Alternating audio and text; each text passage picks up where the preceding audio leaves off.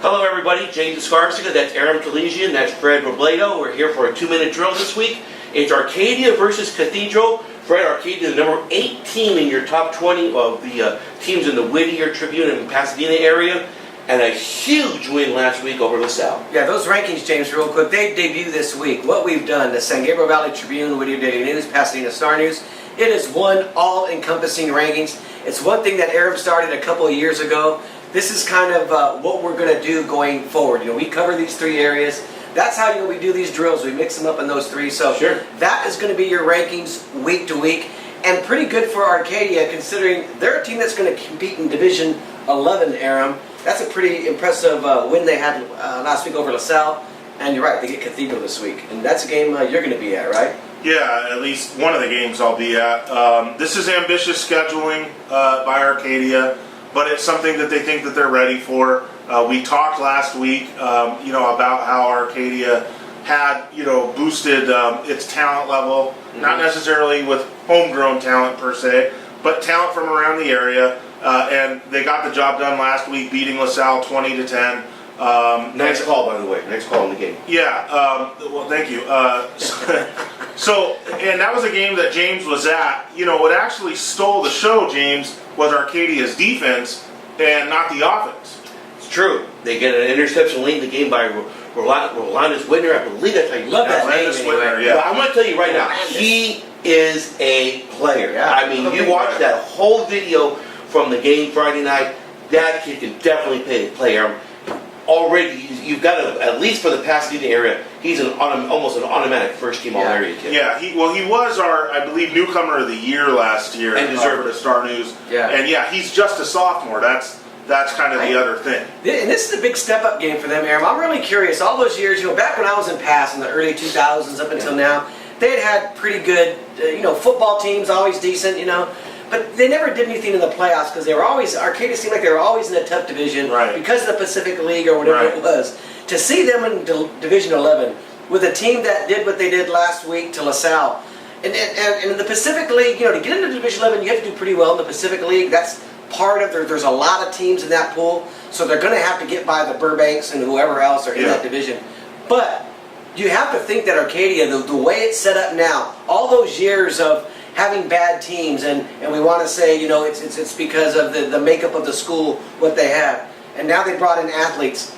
This is an opportunity for them, Aram, to do something. If they can go on a run, if they can have success in the Pacific League, just get themselves in the tournament.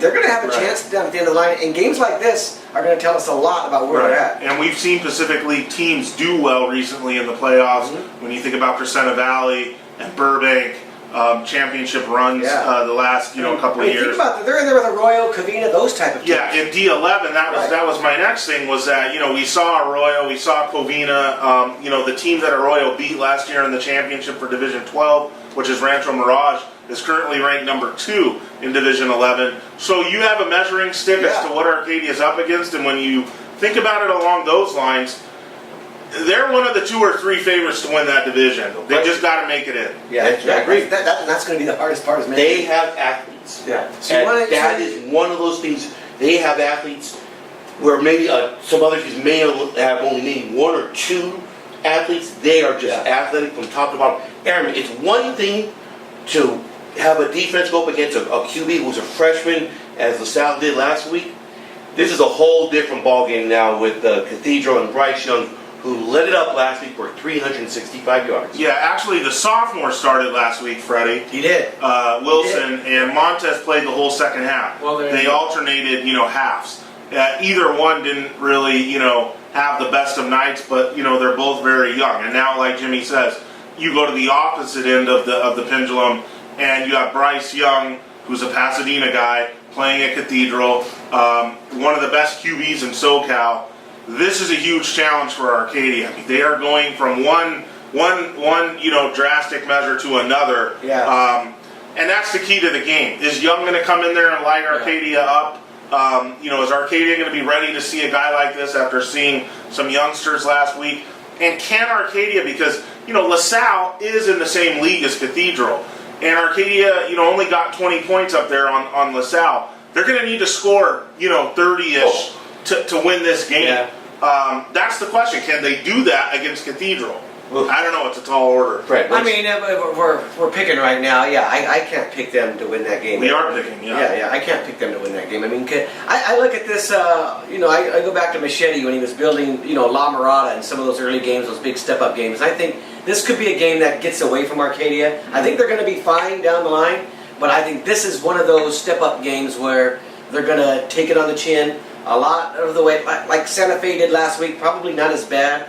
Well, that was only a 27-3 game. Yeah. Good. But you look at scores though, you don't know how that game played out. I think they were down early, weren't they, Santa Fe? Well, I imagine. Yeah. I imagine they were down the whole game. But again, if Santa Fe can stay within 27-3, Santa Fe's got a good team, but their best player transferred recently to Cathedral, of all places, right? Oh, yeah. If Santa Fe can keep that game competitive and hold them to 27, then you wonder if Arcadia's in the thick of this.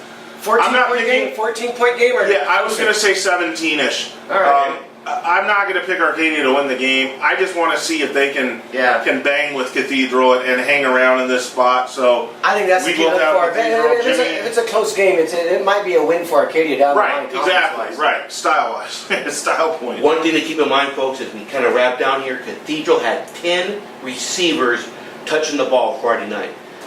They're very loaded. They are extremely loaded. Right. For a defensive coordinator, it's one thing that you can key They on. always have skills. But when you're spreading the ball out to 10 different receivers, whew, that's amazing. Yeah, but you can only play 2 or 3 of them at once, Jimmy, and that's what's the good news for Arcadia.